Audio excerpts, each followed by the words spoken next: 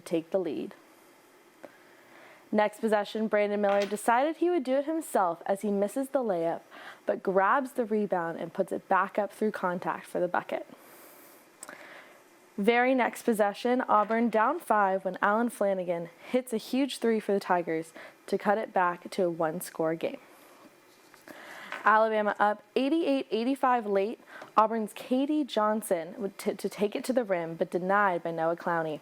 Crimson Tide would rebound, and Auburn would have to foul and send Brandon Miller to the line.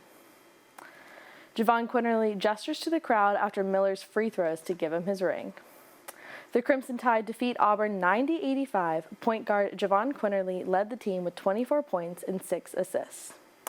Alabama head coach Nate Oates brings home his second SEC championship in 3 years. The Tide will be in search of a second conference tournament in Nashville next weekend.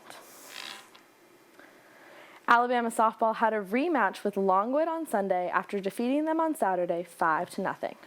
Bottom of the 5th, Bailey Dooling up here, and she's going to line this one out to bring in Ashley Prange, making the score 4-0 for the Tide. Montana Fouts making the strikeout look easy here, and honestly, this is easy for her as this is the 3rd perfect game of Fouts' career.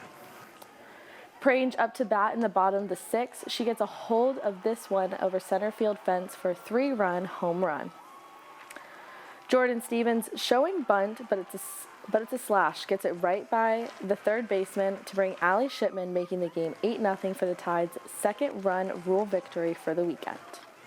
After Longwood, Alabama faced Mercer and won 8-0 to compete the Crimson Classic. The story of the weekend was pitching for the Tide softball. Here's Fouts and Coach Murphy on how the staff did.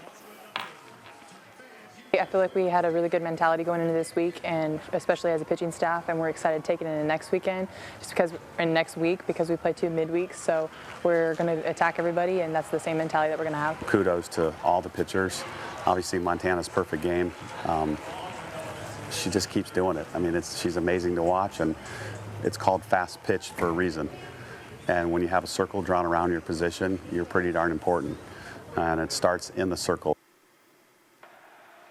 And former Alabama quarterback A.J. McCarron was in action once again on Sunday afternoon for the St. Louis Battlehawks. St. Louis fell behind early, but the 2-time national champ got them on the board with the pass to Brian Hill.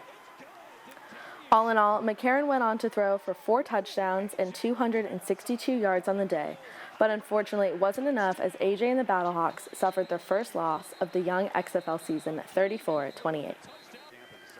And that's a look at sports. The news will continue when we come right back.